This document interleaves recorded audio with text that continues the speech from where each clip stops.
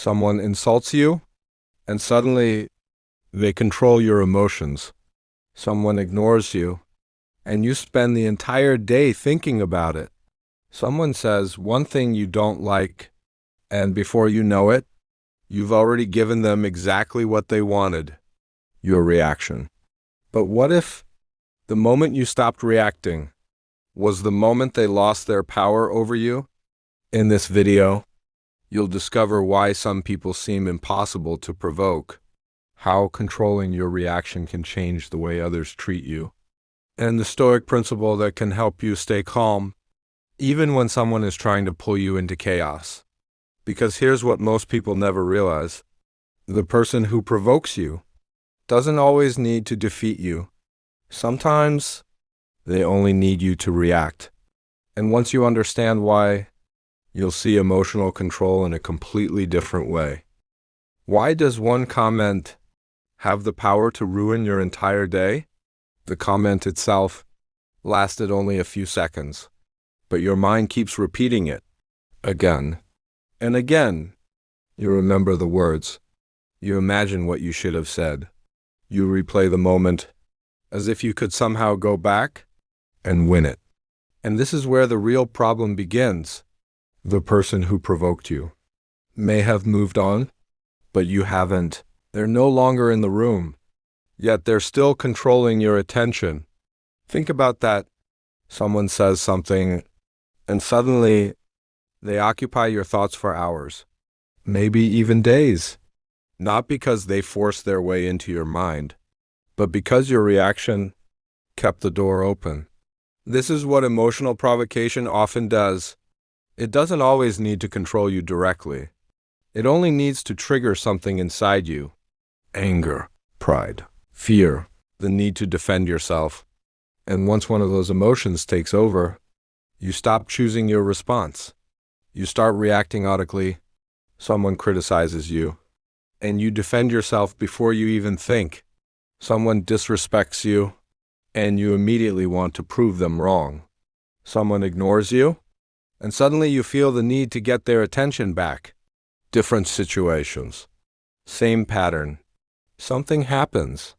An emotion rises. And before you pause long enough to think, your behavior is already being decided by that emotion.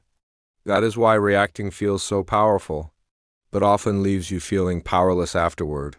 For a few seconds, you feel like you're taking control. You raise your voice.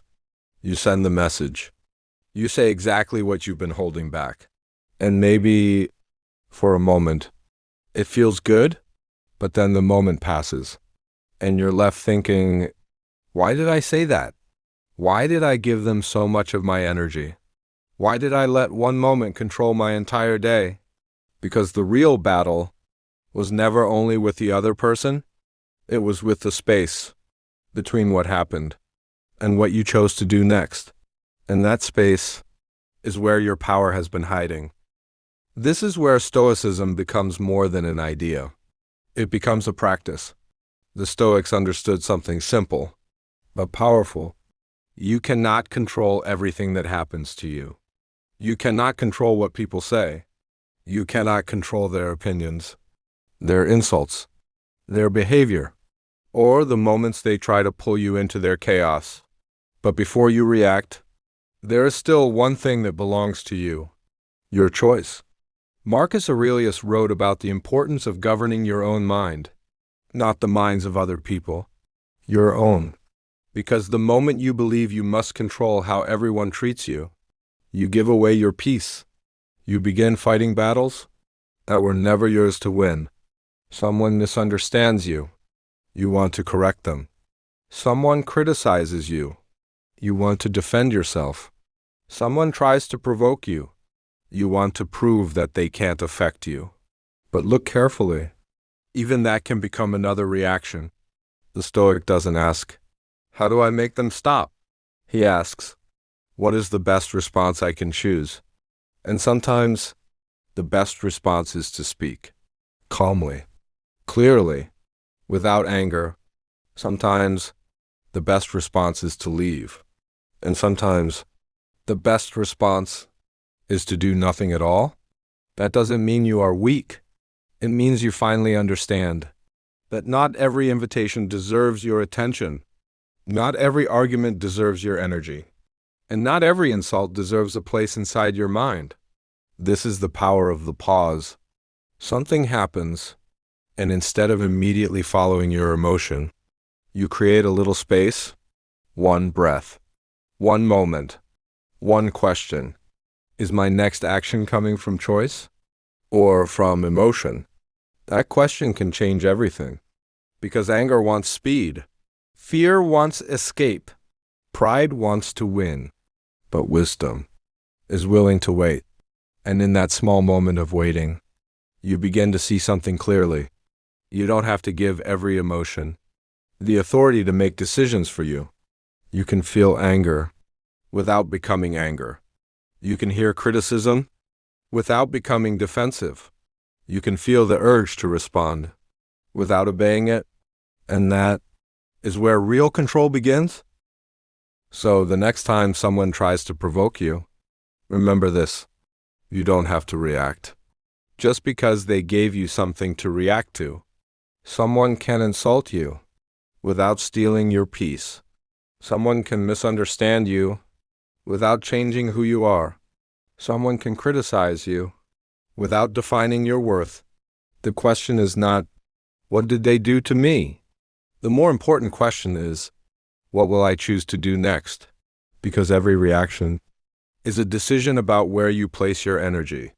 You can spend it proving someone wrong. You can spend it replaying their words. You can spend it fighting a battle that will mean nothing tomorrow. Or you can pause, you can breathe, and you can decide that this moment does not deserve control over your mind. That doesn't mean staying silent when you need to speak. It doesn't mean accepting disrespect. And it doesn't mean becoming passive. Sometimes strength means speaking. Sometimes strength means setting a boundary. Sometimes strength means walking away. But whatever you choose, let it be your choice, not their reaction. Controlling yours, that is the difference. When you react automatically, someone else can decide your emotional direction. But when you pause, you take that power back. And perhaps that's what real emotional strength really is. Not becoming impossible to hurt. Not pretending that nothing affects you. But refusing to let every emotion become your master. Feel what you feel, but choose what you do. The moment you stop reacting blindly is the moment you begin responding consciously. And the moment you can choose your response is the moment other people lose the power to control your peace. So the next time someone tries to pull you into chaos, pause, take one breath, ask yourself, is this worth my peace? And then choose your response. Don't let the loudest person in the room control the quietest part of your mind, because your reaction is temporary, but the consequences of your choices can stay with you much longer.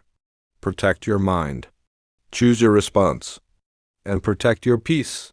If this video gave you something to think about, don't just remember it when life is calm. Remember it when someone gives you every reason to react.